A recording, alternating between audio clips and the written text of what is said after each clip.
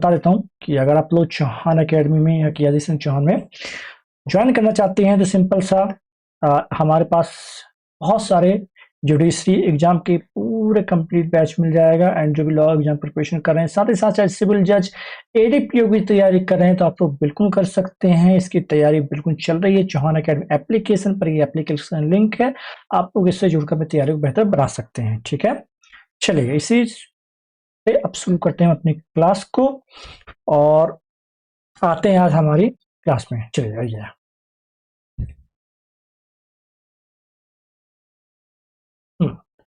तो I think मेरे हिसाब से मेरी वॉइस तो आ रही है। ओके, वॉइस आ रही है, ठीक है। चल आइए। तो अभी तक हमने सेक्शन 17 कहाँ तक हमने चेक पढ़ लिया था। सेक्शन 17 तक हमने पूरा कंप्लीट कर लिया था। ठीक है, आज हम शुरू करने जा रहे हैं सेक्शन 18। ठीक है, जो कि आप कौन सा है आपका, तो लोक अभियोजक है। ठीक है, तो इसमें सब सेक्शन 1 और sub section 2 and sub section 3 हम लोग इसमें देखने वाले हैं। ठीक है, और भी देखेंगे, और भी इसके सब सेक्शन है, उपधारा 1, 2 और 3, बाकी और भी हैं। ठीक है, यहां देखेंगे तो प्रत्येक उच्च न्यायालय के लिए केंद्र सरकार या राज्य सरकार उच्च न्यायालय से परामर्श करने के बाद एक लोक अभियोजक नियुक्त करेगी और साथ ही एक या अधिक अतिरिक्त लोक अभियोजक भी नियुक्त कर सकती है, ताकि वे केंद्र सरकार या राज्य सरकार की ओर से जैसा ही मामला हो न्यायालय में किसी भी अभियोग, अपील या अन्य कार्रवाई के सेक्शन कर सके। परंतु यह दिल्ली राष्ट्रीय राजधानी क्षेत्र के लिए केंद्र सरकार दिल्ली उच्च न्यायालय से परामर्श करने के बाद इस उपधारक प्रयोजनों के लिए लोक अभियोजक या अतिरिक्त लोक अभियोजक की नियुक्ति करेगी। मैं अभी समझाऊंगा, याद रखिएगा, आप लोग ऐसे घबराइए मत, पूरा समझाऊंगा।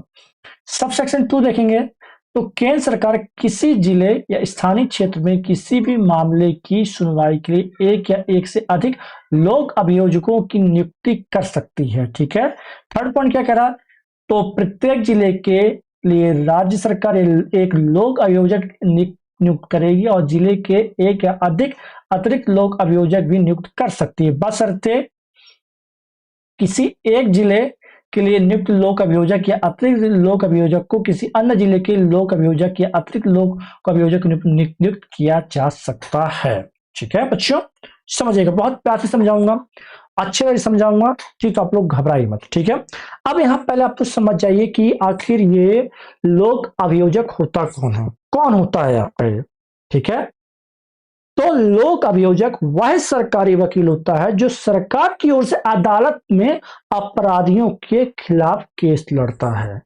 अब तो समझ आया कि लोक अभियोजक क्या कौन कहलाता है, तो लोक अभियोजक कहलाता है आपका जो सरकारी वकील होता है। याद रखिएगा, कभी पूछा जाए कि लोक अभियोजक कौन कहलाता है आपका, तो वह सरकारी वकील होता है जो गवर्नमेंट मतलब सरकार की ओर से क्या करता है, अदालत में अपराधियों के खिलाफ क्या केस लड़ता है। ठीक, क्या करता है, केस लड़ता है। ठीक है, बात समझ में आ गई, बात समझ में आ गई। अब सब सेक्शन 1 क्या कह रहा है, मतलब सेक्शन आपका 18 का सब सेक्शन 1 क्या कहना चाहता हूं, तो उपधारा 1 का मतलब क्या है कि हर हाई कोर्ट में सरकार एक मुख्य सरकारी वकील, ठीक है, नियुक्त करेगी और जरूरत पड़ने पर एक एडिशनल आपका क्या है कि अतिरिक्त वकील भी नियुक्त किए जा सकते हैं।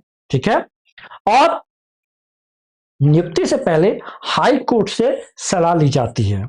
ठीक है, और जैसा कि आपको पता होगा दिल्ली आपका एनसीटी के मामलों में नियुक्ति केवल कौन करती है आपकी, तो केंद्र सरकार करेगी। कौन करेगी, तो केंद्र सरकार करेगी, याद रखिएगा। ठीक है, अगर मैं बताऊं तो उपधारा 2 यहां पर क्या कहना चाहती है, तो उपधारा 2 सब सेक्शन 2, तो केंद्र सरकार मतलब सेंट्रल गवर्नमेंट चाहे तो किसी भी जिले या क्षेत्र में अपने मामलों के लिए अलग से एक क्या कर सकती है, अभियोजक नियुक्त कर सकती है। मतलब सरकारी वकील क्या कर सकती है, नियुक्त कर सकती है। और वहीं उपधारा 3 का मतलब क्या है आपका, सब सेक्शन 3, तो हर जिले में राज्य सरकार एक अभियोजक नियुक्त करेगी। क्या बोला मैंने, हर जिले में राज्य सरकार एक सरकारी वकील क्या करेगी, नियुक्त करेगी। और जरूरत पड़ने पर अतिरिक्त लोक अभियोजक भी नियुक्त किए जा सकते हैं, मतलब एडिशनल, अलग से। और एक ही लोक अभियोजक को दो या दो मतलब जैसे मान लो एक ही सरकारी वकील को दो या दो से अधिक जिलों में क्या किया जा सकता है, नियुक्त किया जा सकता है। क्या किया जा सकता है? तो नियुक्त किया जा सकता है। इतनी बात समझ आई क्या? इतनी बात समझ आ गई क्या? आई? मेरे प्यारे विद्यार्थियों, इतनी बात समझ में आई क्या आपको? मेरे हिसाब से आप तो जानी चाहिए। ठीक है, चल आगे आई। अब देखिए थोड़ा सा मैं आगे क्या फिर से एक बार रिपीट रिपीट कर देता हूं। ठीक है, तो अच्छे से समझा देता हूं और आपको कि जो आपको जो लोक अभियोजक, ठीक है, वह वकील होता है जो अदालत में सरकार का पक्ष रखता है। और याद रखिएगा, इसे हम लोग क्या कहते हैं, एक सरकारी वकील, जैसे आप लोग आमतौर पर नहीं कहते कि सरकारी वकील है, ठीक है, सरकारी वकील भी कहा जाता है। ठीक है, तो याद रखिएगा, केंद्र या राज्य सरकार हाई कोर्ट से सलाह मशवरा करती है। क्या करती है? हाई कोर्ट से सलाह मशवरा करके, ठीक है, कंसल्टेशन करके, करने के बाद सरकारी वकील नियुक्त करते हैं, करने लग होते करते हैं। ठीक है, और दिल्ली के जो मामले होते हैं वो तो केंद्र के पास है ही, अपने पास। ठीक है, और अगर मैं बात करूं कहाँ की, डिस्ट्रिक्ट की बात करता हूँ, किसकी बात करता हूँ, डिस्ट्रिक्ट की बात करता हूँ, तो हर डिस्ट्रिक्ट में याद रखिएगा, राज्य सरकार की जो जिम्मेदारी है वह हर जिले में कम से कम एक जो सरकारी वकील रखे। अगर काम ज्यादा है तो और ज्यादा बढ़ा सकती है। ठीक है, आप याद रखिएगा, एक ही वकील को एक से ज्यादा जिले दिए जा सकते हैं। मतलब आपको ये जिला देखना, मान लीजिए आपको भोपाल जिला भी देखना है, ठीक है, बिरसा जिला भी देखना है, ठीक, मतलब एक से अधिक, क्या बोला मैंने, तो एक से अधिक उस पे जिलों की जिम्मेदारी उसे दी जा सकती है। ठीक है, इस चीज का रखिएगा। और साथ ही साथ केंद्र सरकार के पास यह अधिकार है कि वह किसी भी विशेष क्षेत्र या किसी खास केस को लड़ने के लिए अपना अलग से अलग सरकारी वकील नियुक्त कर सकती है, किसी भारत में किसी भी क्षेत्र में, किसी भी जगह पर। ठीक है, चलो इतनी चीज क्लियर हो गई होगी।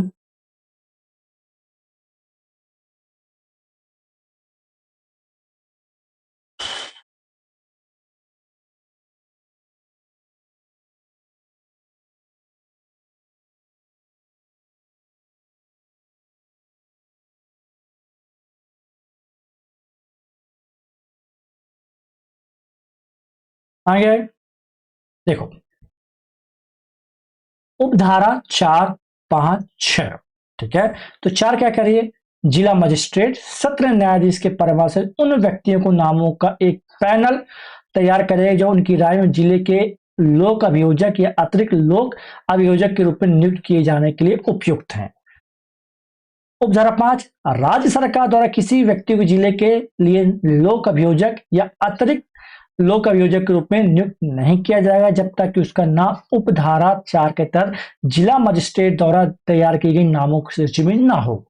6 क्या कह रही है आपका, तो उपधारा 5 में किसी बात की होती हुई यदि किसी राज्य में अभियोजन अधिकारियों का नियमित कैडर विद्यमान है तो राज्य सरकार लोक अभियोजक या अतिरिक्त लोक अभियोजन की नियुक्ति केवल ऐसे कैडर सदस्यों में करेगी।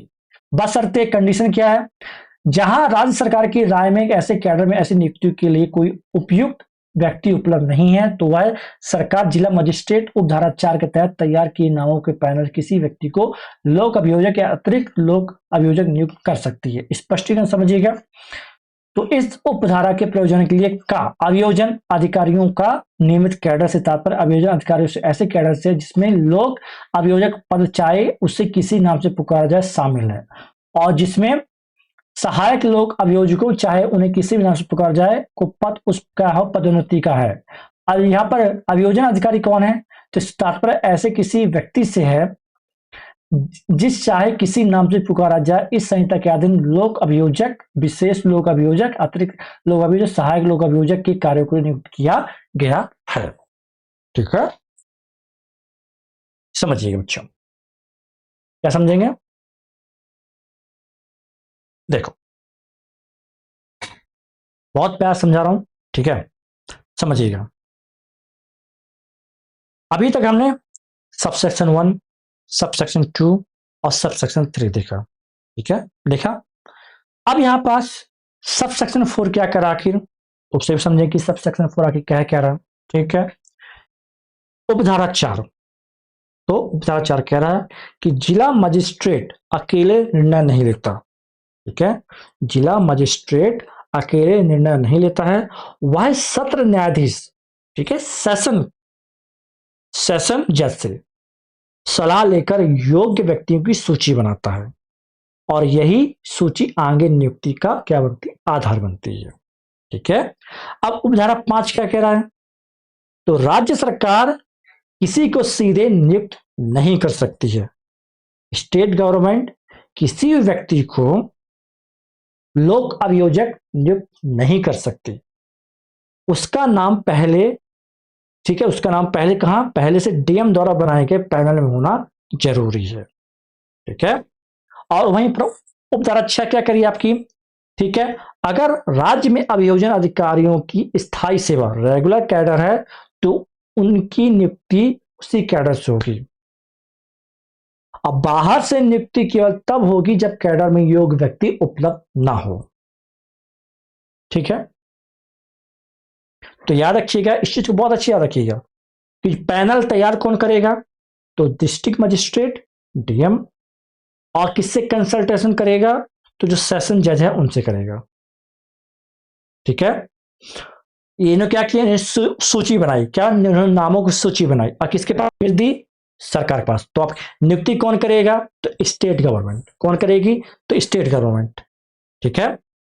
और नाम पैनल में होना अनिवार्य है।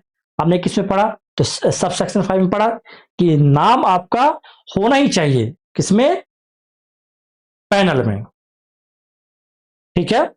अब इसमें प्राथमिकता किसे दी जाएगी, तो जो रेगुलर कैडर होते हैं, और अगर वहां पर कैडर ना हो तो जो पैनल से ये नियुक्ति संभव हो, ठीक है। सी समझ में आई समझिए। देखो, किसी कोई डाउट वगैरह है तो बताओ भैया मुझे, किसी कोई डाउट वगैरह है तो बताओ।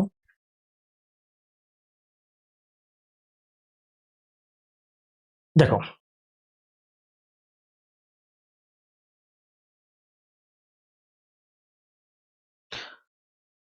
याद रखना, इन धाराओं को जो मुख्य उद्देश्य यह सुनिश्चित करता है कि सरकारी वकीलों की जो नियुक्ति, ठीक है, निष्पक्ष, ठीक है, निष्पक्ष हो और उसमें किसी भी मतलब कह सकते हैं पॉलिटिक्स इन्वॉल्व ना हो, ठीक है, कि भैया ये एमएलए साहब हैं, इनके बंदे को बैठा दो सरकारी वकील में, इनका जो भी कैसे आएगा ये देख लेंगे, ऐसा नहीं, ठीक है। याद रखिएगा, चयन की प्रक्रिया बहुत ही पारदर्शिता, ठीक है, और निष्पक्ष होती है, ट्रांसपेरेंसी। अगर किसी राज्य में वकीलों का अपना अलग विभाग कैडर नहीं है तो वहां नियुक्ति ऐसी होती है, कैसे होती है, तो डीएम और जज की सलाह पर, जिले का जो डीएम है और वहां का जो सेशन जज मिलकर योग्य वकीलों की एक क्या बनाता है, लिस्ट बनाता है, या कि उसे पैनल कह सकते हैं, ठीक है। याद रखिएगा, राज्य सरकार केवल उसी लिस्ट में से, इस चीज को याद रखिएगा, जो स्टेट गवर्नमेंट जो लिस्ट डीएम और सेशन जज ने दी है, इसे भेज दी स्टेट गवर्नमेंट को। अब स्टेट गवर्नमेंट उस सूची में से, उस पैनल में से ही क्या करेगी, नाम उठाएगी, ये बंदा ठीक लग रहा, इसे आप सरकारी वकील नियुक्त कर दीजिए। अलग से स्टेट गवर्नमेंट किसी को वकील नहीं बना देगी सरकारी, ठीक है। तो मतलब मैंने क्या समझा, राज्य सरकार केवल उसी लिस्ट में से किसी को सरकारी वकील चुन सकती है, वह अपनी मर्जी से किसी बाहरी व्यक्ति को नियुक्त नहीं कर सकता जिसका नाम उस लिस्ट में ना हो, ठीक है, ठीक है।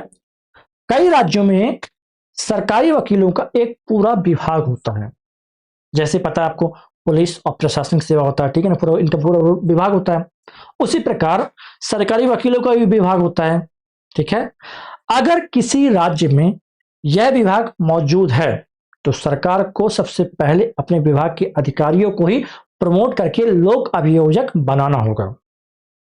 और मान लो कि ये विभाग ना हो, अगर उस विभाग में कोई भी अधिकारी इस पद के लायक नहीं मिलता, तभी सरकार डीएम द्वारा बनाए गए वकीलों के पैनल बाहरी वकीलों की देख सकता है।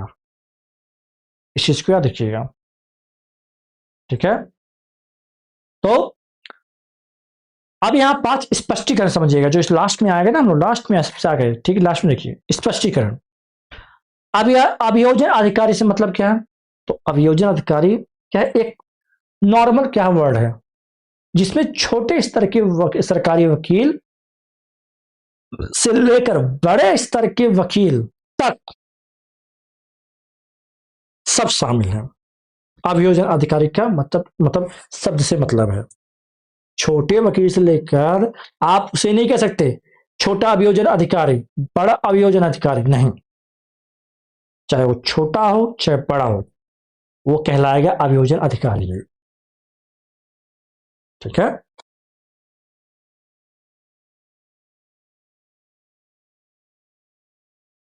चलो, ओके, इतनी बात क्लियर हुई कि नहीं हुई मुझे बताएं।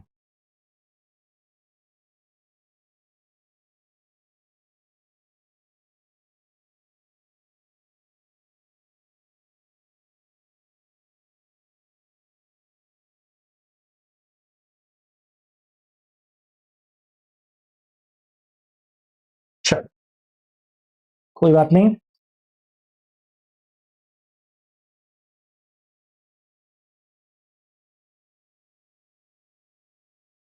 इतनी बात क्लियर हो गई।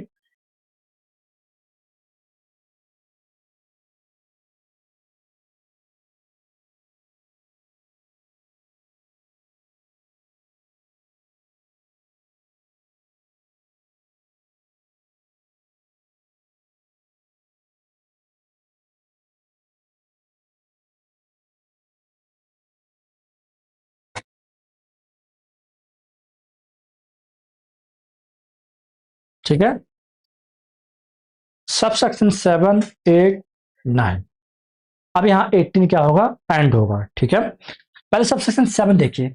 वही व्यक्ति उपधारा 1, 2, 3 या 6 के तहत लोक अभियोजक या अतिरिक्त लोक अभियोजक के रूप में नियुक्त होने के लिए पात्र होगा जब वह कम से कम 7 वर्षों से अधिवक्ता के रूप में अभ्यास कर रहा है, मतलब प्रैक्टिस कर रहा है किसी कोर्ट में। 8वां देखिए, केंद्र सरकार राज्य सरकार किसी मामले या मामलों के वर्ग के प्रयोजन कम से कम 10 वर्षों के तक के अधिवक्ता के रूप में अब प्रैक्टिस कर रहे व्यक्ति को विशेष लोक अभियोजक के रूप में नियुक्त कर सकती है, बशर्ते न्यायालय पीड़ित को इस उपधारा के अंतर्गत अभियोजन में सहायता के लिए अपनी पसंद का वकील नियुक्त करने की अनुमति दे सकता है। सब सेक्शन 9 उपधारा 7 और 8 के प्रयोजनों के यह अवधि जिसके दौरान कोई व्यक्ति अधिवक्ता के रूप में अभ्यास में रहा हो या इस संहिता के प्रारंभ में होने से पहले या बाद में लोक अभियोजक या अतिरिक्त लोक अभियोजक या सहायक लोक अभियोजक या अन्य अभियोजन अधिकारी के रूप में सेवा प्रदान की हो, चाहे उसे किसी भी नाम से पुकारा जाए, वह अवधि मानी जाएगी जिसके दौरान ऐसा व्यक्ति अधिवक्ता के रूप में अभ्यास में रहा हो। ठीक है ना? ठीक है, समझ में आया?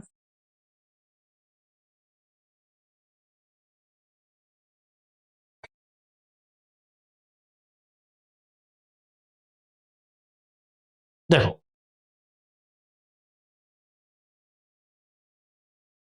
पहले उपधारा 7 देखते हैं, जिसमें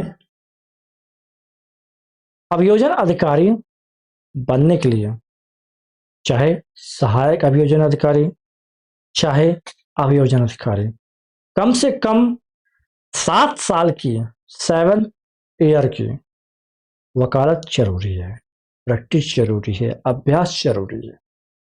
ठीक है, इतनी बात समझ आई। और वहीं उपधारा 8 क्या कह रही है, तो किसी खास केस जैसे हाई प्रोफाइल केस के लिए, ठीक है, जब स्पेशल अभियोजन अधिकारी नियुक्त किया जाता है, ठीक है, तो कम से कम 10 साल की वकालत जरूरी है। ठीक है, कोर्ट पीड़ित को भी अपना वकील रखने की अनुमति दे सकता है जो सरकारी वकील की मदद करेगा। क्या मतलब, ऐसा नहीं है, वह अपना वकील रखेगा, ठीक है, और जो सरकारी वकील के साथ मिलकर उसका केस लड़ेगा। ठीक है, क्लियर। तो उपधारा 9 क्या कह रही है, अगर व्यक्ति पहले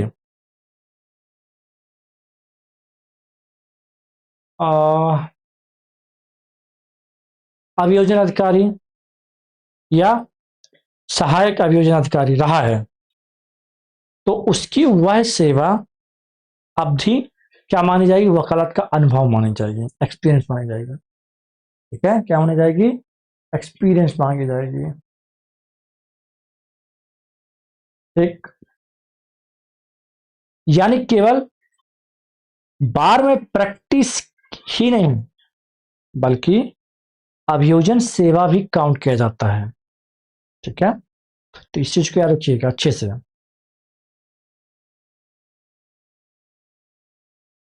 तो समान लोक अभियोजक की प्रैक्टिस कितनी होनी चाहिए, तो कम से कम 7 साल के वकालत होनी चाहिए, अनिवार्य है, मैंडेटरी है। और जो विशेष लोक अभियोजक होते हैं उनकी कम से कम 10 साल का प्रैक्टिस होना चाहिए। ठीक है, और पीड़ित को अधिकार है कि वह सरकारी वकील के साथ साथ अपना वकील भी रख सकता है। ठीक है, बस यही चीज बतानी आपको। ठीक, चलो यहां होता है फिनिश, ये वाला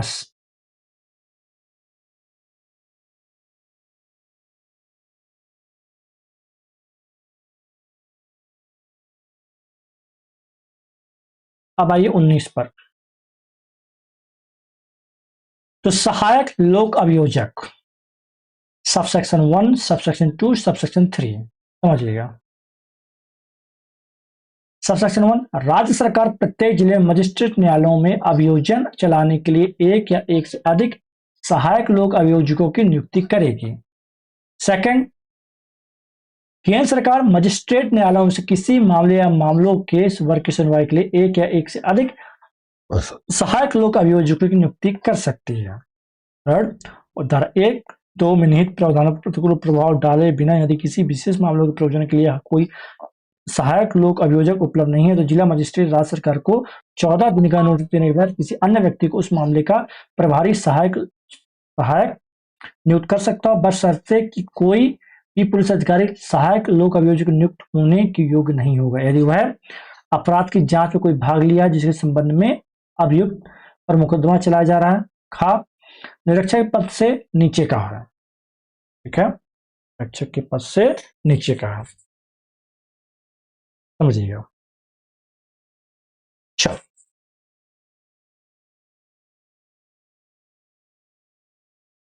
अब देखिए, अभी तक हमने क्या पढ़ा था, सेक्शन 18 पढ़ा, उसकी काफी सारी क्या थी, सब सेक्शन थे। ठीक है, अब हम क्या पढ़ रहे हैं, सेक्शन पढ़ रहे हैं हम लोग 19। ठीक है, सेक्शन 19 में हम लोग क्या पढ़ रहे हैं, तो एपीपी। ठीक है, देखो, तो एपीपी कौन होता है, सहायक लोक अभियोजन अधिकारी। ठीक है, तो एपीपी मजिस्ट्रेट कोर्ट में सरकार की ओर से केस लड़ने वाला सरकारी वकील होता है। जिला स्तर पर मुख्य रूप से वही क्या करता है, तो ट्रायल संभालता है। ठीक है, कहाँ, जिला स्तर पर। कौन, तो सहायक लोक अभियोजन अधिकारी। ठीक है, सब सेक्शन 1 क्या कह रही है, सेक्शन 19 की, तो हर जिले में राज्य सरकार एक क्या करेगी, सहायक लोक अभियोजन अधिकारी नियुक्त करेगी। एपीपी केवल मजिस्ट्रेट कोर्ट में केस चलाता है। ठीक। और याद रखिएगा उपधारा 2 क्या कह रही है कि जरूरत पड़ने पर केंद्र सरकार भी अपना क्या तो सहायक लोक अभियोजन अधिकारी नियुक्त कर सकती है। ठीक है, क्लियर। और उपधारा 3 क्या कह रही है, अगर किसी केस में सहायक लोक अभियोजन अधिकारी उपलब्ध नहीं है तो जिला मजिस्ट्रेट डीएम 14 दिन पहले राज्य सरकार को सूचना देकर किसी अन्य व्यक्ति को उस केस में क्या करने के लिए तो केस में नियुक्त करने के लिए क्या कर सकती हैं तो नियुक्त करवा सकता है। ठीक है, लेकिन इसमें एक कंडीशन है कि पुलिस अधिकारी कब सहायक लोक अभियोजन अधिकारी नहीं बन सकते, यदि उसने उसी केस की जांच की हो, यदि वह इंस्पेक्टर से नीचे रैंक का हो। ठीक है, तो नहीं बन सकता। समझ में आया कि नहीं आया, बताएं, ये बार बता दें क्या। सहायक लोक अभियोजक, ठीक, एक सहायक लोक अभियोजक,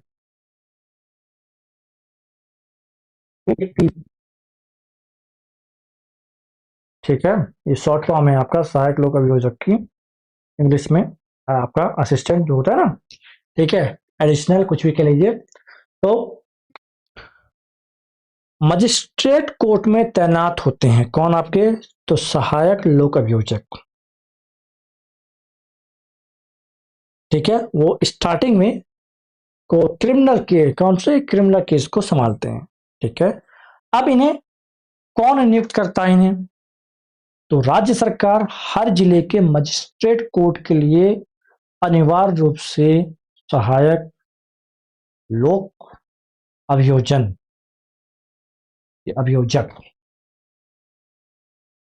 नियुक्त करती है। और केंद्र सरकार किसी विशेष केस के लिए जैसे सीबीआई या अन्य कोई भी केंद्रीय जांच एजेंसी के मामले में मजिस्ट्रेट कोर्ट में अपना एक सहायक लोक अभियोजक नियुक्त करती है। ठीक है, अब मान लो कोई इमरजेंसी नियुक्ति है, ठीक है, मतलब इमरजेंसी अपॉइंटमेंट है, तो अगर कोर्ट में कोई सरकारी वकील उपलब्ध नहीं है, क्या बोला मैंने, अगर कोर्ट में कोई सरकारी वकील क्या नहीं है उपलब्ध नहीं है, तो जो वहां का जो जिला मजिस्ट्रेट या कि डीएम होगा उसके पास पावर है कि वह किसी भी योग्य व्यक्ति को उस केस के लिए सरकारी वकील बना दे, लेकिन इसके लिए उन्हें राज्य सरकार मतलब स्टेट गवर्नमेंट को 14 दिन पहले सूचना देनी होती है। कितने दिन पहले तो 14 दिन, 14 days। अब पुलिस अधिकारी, क्या बोला, पुलिस अधिकारी कब वकील बन सकता है, आपको पता है आमतौर पर पुलिस और वकालत अलग अलग काम करते हैं आपको पता है, लेकिन कुछ विशेष परिस्थितियों में पुलिस अधिकारी को सरकारी वकील बनाया जा सकता है, लेकिन कंडीशन इसमें क्या कंडीशन है कि वह कम से कम इंस्पेक्टर इंस्पेक्टर रैंक का हो तब, और उसने उस केस की जांच ना की हो, मतलब जो केस चल रहा है उस केस की जांच ना की हो। ठीक है, अगर उसकी जांच किया तो फैक्ट छुपा देगा, एविडेंस छुपा देगा। ठीक है, तो अगर उस केस की उसने जांच नहीं की है तब वो आपका सरकारी वकील बन सकता है। ठीक है, चलो।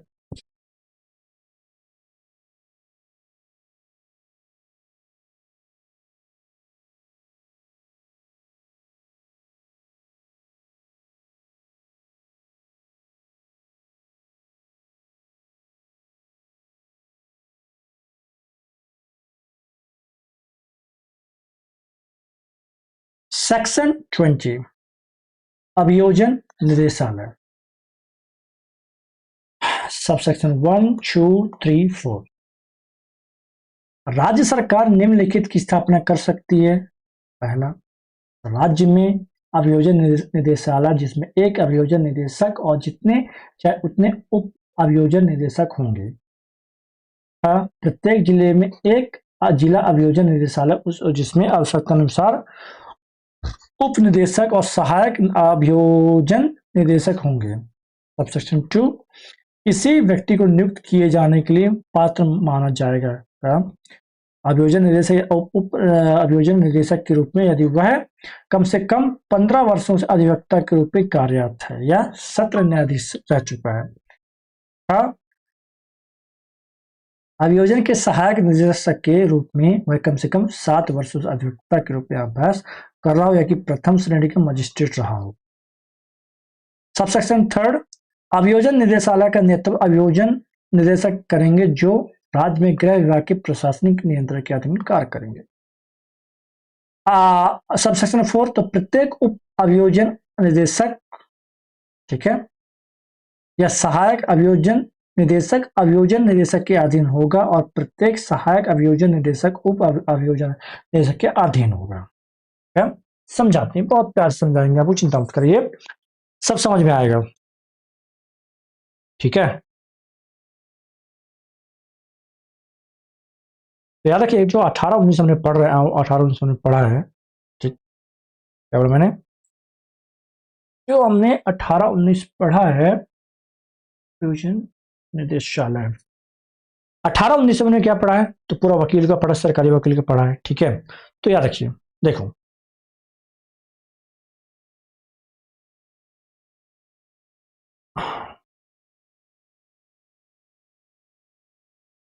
प्रोसिक्यूशन, ठीक है, याद रखिए, देखिए प्रोसिक्यूशन क्या है, तो यह राज्य में अभियोजन कार्य, मतलब प्रोसिक्यूशन वर्क को क्या करता है, व्यवस्थित और कंट्रोल करता है। ठीक है, ऐसा समझ नहीं आएगा आपके, मैं समझाता हूं। देखो याद रखिएगा, धारा 18 और 19 में हमने वकीलों के बारे में पढ़ा है, पढ़ा कि नहीं पढ़ा, लेकिन उन सबको कंट्रोल कौन करेगा, याद रखिएगा, हमने धारा 18 और धारा 19 में वकीलों के बारे में पढ़ा है, लेकिन अब उनको कंट्रोल कौन करेगा, इसके लिए सरकार एक कॉर्पोरेट ऑफिस जैसा ढांचा बनाती है। ठीक है, जिसे हम लोग क्या कहते हैं, निदेशालय कहते हैं। क्या कहते हैं, तो निदेशालय कहते हैं। ठीक है, एक ऑफिस टाइप बनाती है।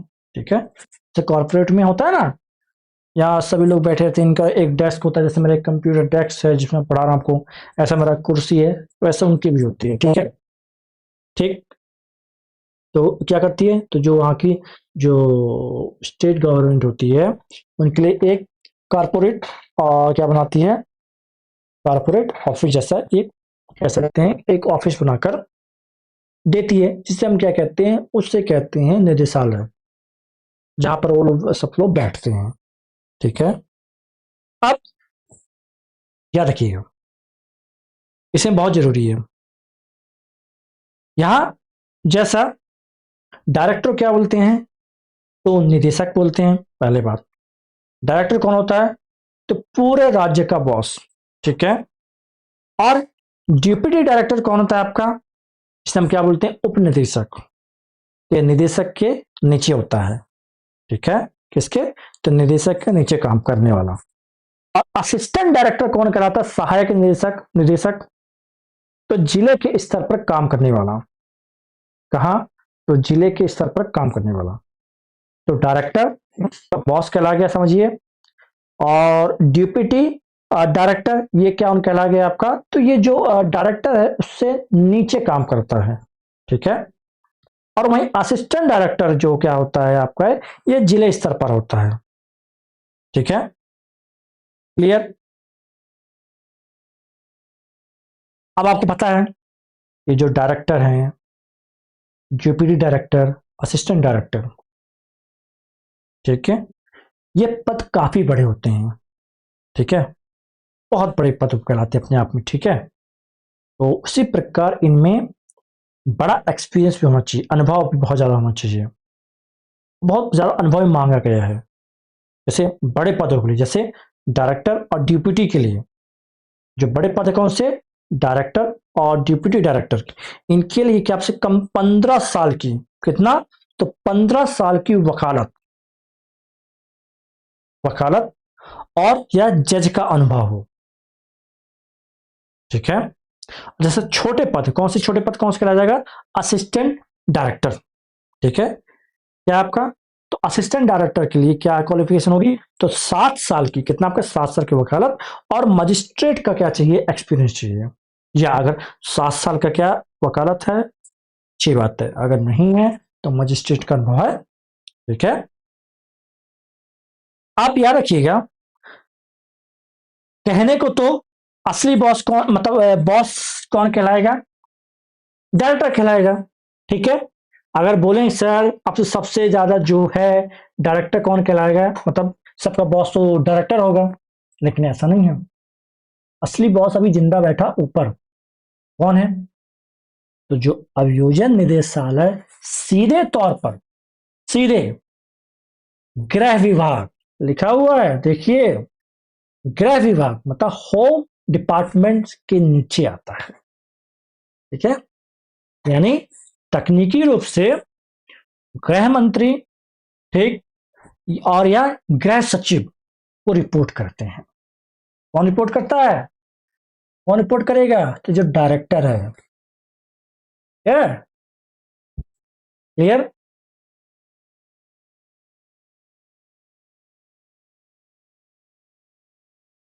चलो इतनी बातें समझ में आ गई होगी, अब आ गई, आगे बढ़े, आइए।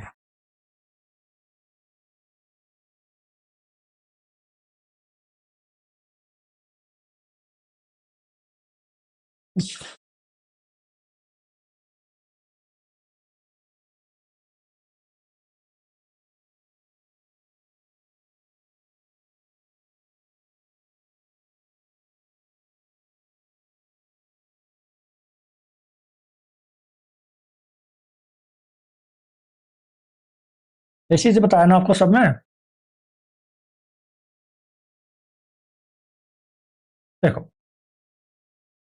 इसी का ही सब सेक्शन 5, सेक्शन 6, 7, 8, धारा 18 की उपधारा 1 या उपधारा 8 के तहत, इसकी धारा 18 राज्य सरकार द्वारा उच्च न्यायालय मामलों को संचालन करने के लिए नियुक्त प्रत्येक लोक अभियोजक, अतिरिक्त लोक अभियोजक और विशेष लोक अभियोजक या अभियोजक निदेशक के अधीन होगा, ठीक है। धारा 18 की उपधारा 3 या उपधारा 8 के तहत जिला न्यायालयों के मामलों का संचालन करने के लिए राज्य सरकार द्वारा नियुक्त प्रत्येक लोक अभियोजक, अतिरिक्त लोक अभियोजक और विशेष लोक अभियोजक तथा के तहत नियुक्त प्रत्येक सहायक लोक अभियोजक धारा 19 के उपधारा 1 अभियोजन उप निदेशक या अभियोजन सहायक निदेशक के अधीन होगा। अभियोजन, यहाँ पर इस उपधारा 7 देखिए, अभियोजन निदेशक की शक्तियां और कार्य उन मामलों की निगरानी करना होगा जिनमें अपराधों के लिए 10 वर्ष ना, 10 वर्ष या उससे अधिक की सजा या आजीवन कारावास या मृत्यु दंड का प्रावधान हो, कार्यवाही में तेजी लाना और अपील दाखिल करने पर राय देना। 8वां क्या कह रहा है, अभियोजन उप निदेशक की शक्तियां और कार्य पुलिस रिपोर्टों की जांच छानबीन करना तथा उन मामलों की निगरानी करना होगा जिनमें अपराधों के लिए 7 वर्ष या उससे अधिक लेकिन 10 वर्ष से कम की सजा का प्रावधान है, ताकि उनका शीघ्र निपटान सुनिश्चित किया जा सके। समझ में आया, थोड़ा बहुत आया कि नहीं आया बताइए, ठीक है, थोड़ा बहुत अगर आज बताइए, क्यों, क्या अर्चना जी, थोड़ा बहुत समझ में आया आपको, सीधे सीधे, बताएं अर्चना।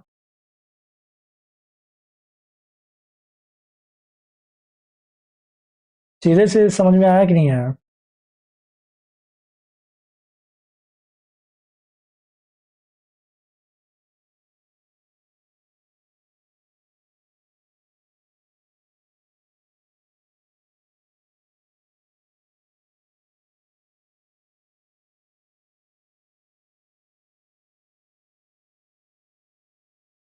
नहीं आया? चलो समझाते हैं ना। देखिए, हाई कोर्ट के वकील, कौन? मैं क्या बोला? हाई कोर्ट के वकील सीधे राज्य के सबसे बड़े अधिकारी, सीधे राज्य के सबसे बड़े अधिकारी यानी डायरेक्टर या कि निदेशक को रिपोर्ट करेंगे। ठीक है। और जो जिला कोर्ट के वकील अपने जिले के जो डिप्टी डायरेक्टर मतलब उप निदेशक या असिस्टेंट डायरेक्टर को रिपोर्ट करेंगे। हाई कोर्ट के वकील किसे रिपोर्ट किसे करेंगे? किसे करेंगे? तो डायरेक्टर करेंगे। और जो जिला कोर्ट के जो वकील हैं किसे रिपोर्ट करेंगे? तो डिप्टी डायरेक्टर या असिस्टेंट डायरेक्टर को रिपोर्ट करेंगे। ये अंतर याद रखिएगा हमेशा। ठीक है, समझ में आया क्या? समझ में आया?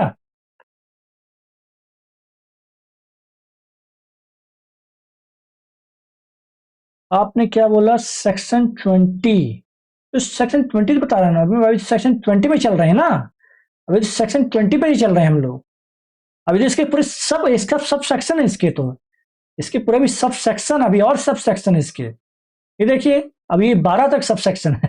ठीक है, चलिए मैं समझाता हूँ। ठीक है, चलो कोई दिक्कत नहीं। देखो, तो जो हाई कोर्ट के वकील क्या रहे, कितने याद रखिएगा, जो हाई कोर्ट के वकील रहेंगे वो किसे? सीधे राज्य के सबसे बड़े जो अधिकारी है, ठीक है, मान यानी डायरेक्टर, निदेशक को रिपोर्ट करेंगे। और जो जिले के, जो जिला कोर्ट के वकील हैं, सरकारी वकील हैं, वो किसे? अपने जिले के जो डिप्टी डायरेक्टर या असिस्टेंट डायरेक्टर को रिपोर्ट करेंगे। बस इतना याद रखना, बस हो गया।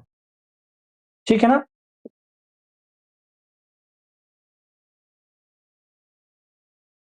चलो, अब याद रखिएगा डायरेक्टर। अब डायरेक्टर का काम क्या है आखिर? जो निदेशक का काम क्या है? तो वे केवल गंभीर अपराधों, जैसे सजा 10 साल से लेकर फांसी तक की फाइलें देखेंगे। अब वे यह तय करते हैं कि किसी केस में हारने के बाद ऊपरी अदालत में अपील करनी है या नहीं। समझिएगा, बहुत प्यार समझिएगा कि जो डायरेक्टर काम क्या है। यहां डायरेक्टर का काम क्या है? तो डायरेक्टर का काम है सबसे बड़ा कि वे केवल गंभीर अपराधों को, हीनियस क्राइम, ठीक है, हीनियस क्राइम को, ठीक है, जो कि सजा कितने से है? 10 साल से लेकर फांसी तक की फाइलें देखेंगे। कौन देखेंगे? डायरेक्टर। अब डायरेक्टर तय करेगा कि केस में, मतलब कि किसी केस में हारने के बाद, कोई केस भी है, हार जाता है, तो क्या उसे ऊपरी अदालत में अपील करना है या नहीं? मतलब सुप्रीम कोर्ट, सुप्रीम कोर्ट में जाया जाए कि नहीं जाया जाए। ये किसका काम हो गया? तो ये काम हो गया डायरेक्टर का, मतलब निदेशक का। अब काम आता है किसका? डिप्टी डायरेक्टर का। किसका काम आता है? डिप्टी डायरेक्टर का, रखिएगा। ठीक है, तो डिप्टी डायरेक्टर काम क्या है? ये बीच के मामले देखते हैं। कहा? एक हाई हो गया, ठीक है, एक मीडियम, एक लो। अब ये जो डिप्टी है, ये बीच का केस देखेगा। कैसे बीच का केस? तो मध्यम स्तर के गंभीर अपराधों को, जैसे जिसमें 7 साल से लेकर 10 साल तक की सजा दी गई है, कि उनकी फाइलें देखते हैं। और इनका काम क्या है? इनका जो कह सकते हैं मेन काम, मुख्य काम क्या है? पुलिस की जो चार्जशीट है, पुलिस की जो रिपोर्ट की जो भी कमियां, उस पर कुछ भी कमियां हैं, उन्हें दूर करना और केस को जल्दी खत्म करवाना। नहीं समझी बात? आ गई? आ गई? बस इतना याद रखिएगा मेरे बच्चों कि निदेशक 10 साल से अधिक वाले केस देखता है, या कि आजीवन वाला, या कि मृत्यु दंड वाला, या फांसी वाला केस देखेगा कौन? डायरेक्टर देखेगा। वहीं डिप्टी डायरेक्टर 7 साल से लेकर 10 साल तक की क्या देखता है? रिपोर्ट फाइलें देखता है। ठीक है। और आपका जो डायरेक्टर है अपील पर राय देता है कि इसे ऊपर मतलब हाई कोर्ट वकीलों का मतलब क्या करता है, इसे ऊपर सुप्रीम कोर्ट में लगाना है कि नहीं लगाना है, वो क्या करता है? राय देता है अपनी। और हाई कोर्टों के जो वकीलों को क्या करता है? उन्हें अपने कंट्रोल पर रखता है कौन? डायरेक्टर। ठीक है। उसी प्रकार जो डिप्टी डायरेक्टर है वो क्या करता है? उनकी फाइलें देखता है। ठीक है। और जो भी कमी है कि ये कमी है इसे तुम दूर करो, सही करो, ठीक है, जांचता है। और जो जिला के जो डिस्ट्रिक्ट के जो वकील हैं उन पर कंट्रोल रखता है कौन? Deputy director. ठीक है। बात क्लियर? याद रखिएगा इस चीज को बहुत अच्छे समझिएगा। यह जो व्यवस्था है इसलिए बनाई गई है ताकि पुलिस और वकीलों के बीच क्या हो रहा है? अच्छा तालमेल बना रहे, और जो गंभीर अपराधियों को सजा दिलाने में देरी ना हो, इसलिए इस चीज को याद रखिएगा। ठीक है। बात समझ में आ गई होगी अब तो। अब बताइए अर्चना, इतना समझ में आ गया क्या? अर्चना जी समझ में आया क्या था? अभी तो हम लोग सब सेक्शन पढ़ रहे हैं।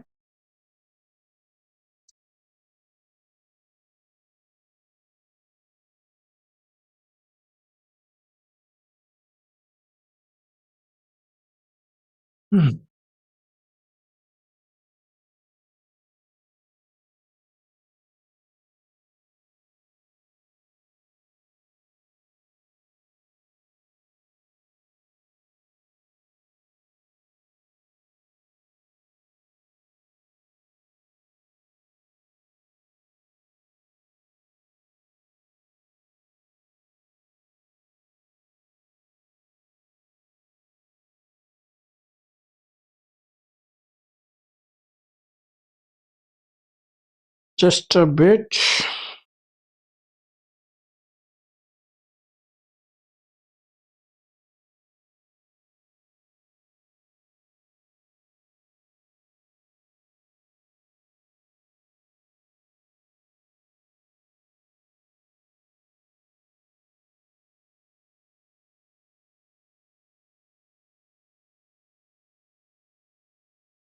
चलो मैं कहा था? हाँ।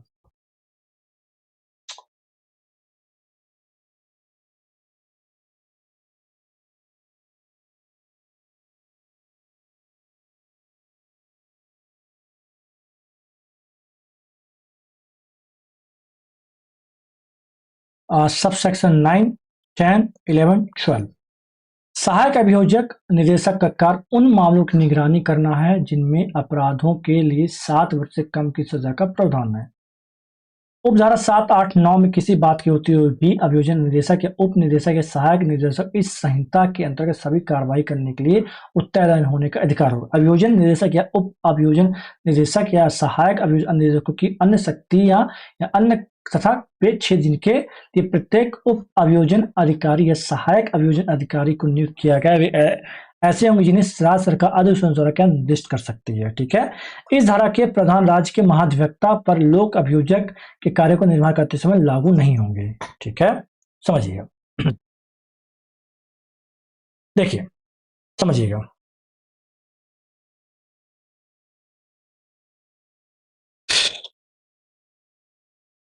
अब तक हमने देखा है कि गंभीर केस के बड़े अधिकारियों के पास क्या केस किसके पास जाते हैं? बड़े अधिकारियों के पास जाते हैं। ठीक है।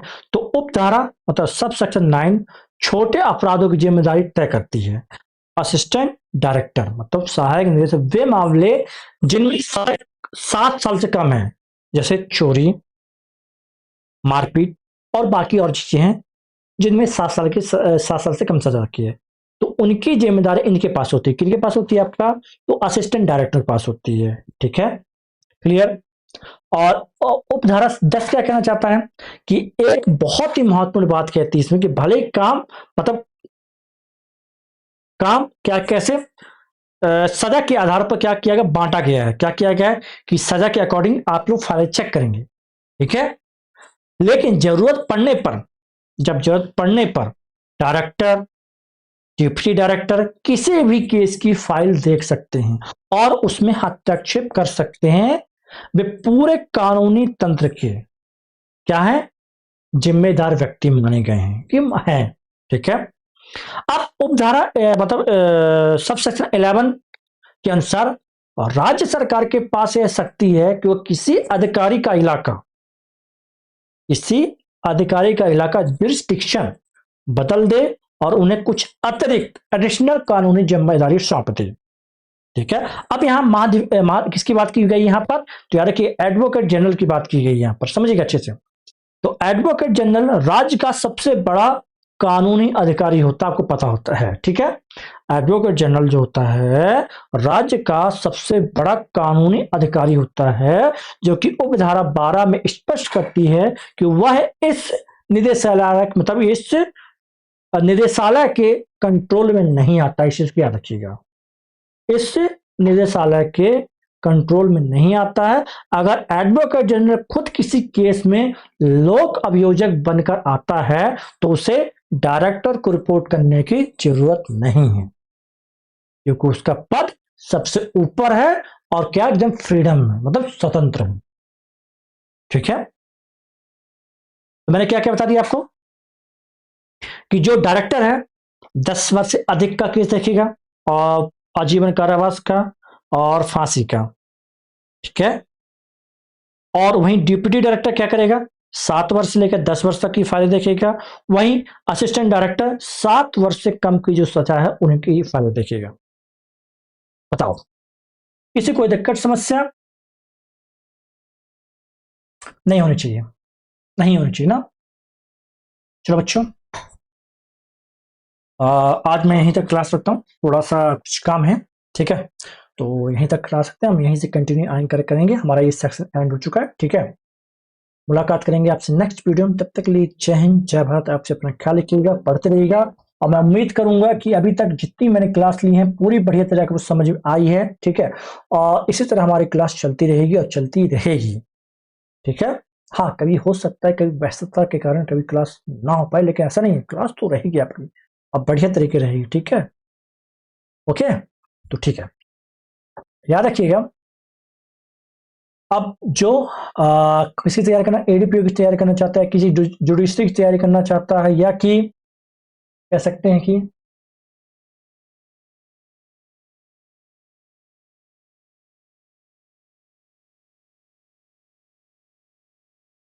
हेलो, ऑर्डर किसके नाम पर है? हाँ, ठीक है, तो आप लोग समझिए, तो आप लोग एडीपीओ की पैसे, हाँ, नहीं ना, रॉन्ग नंबर। चलिए, तो आप लोग समझिएगा।